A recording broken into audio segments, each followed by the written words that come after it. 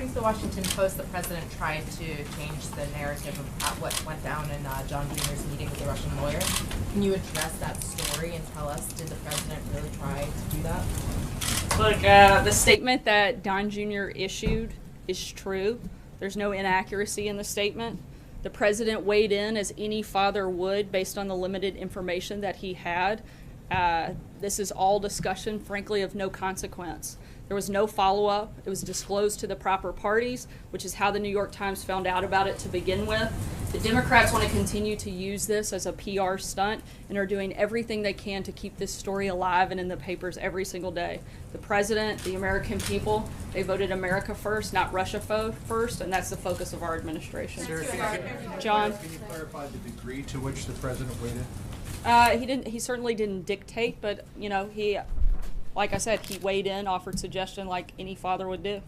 Did he not know what the Stephen, that was?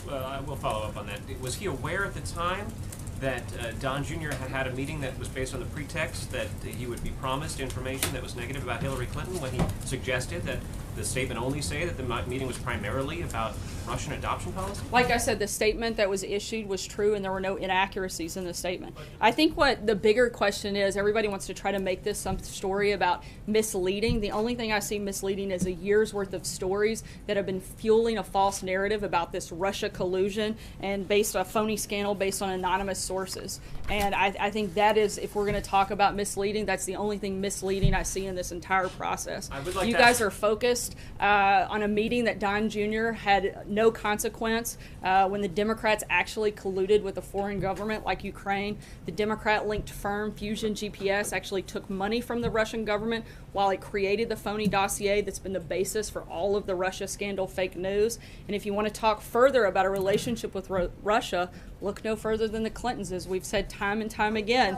Bill Clinton was paid $500,000 to give a speech to a Russian bank and was personally thanked by Putin for it.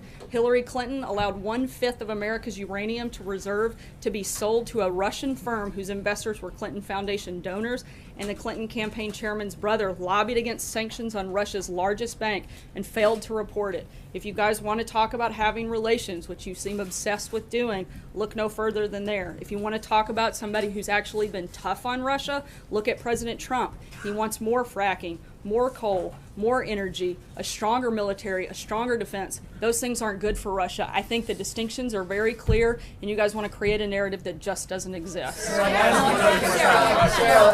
Hey guys. sign the Russia bill.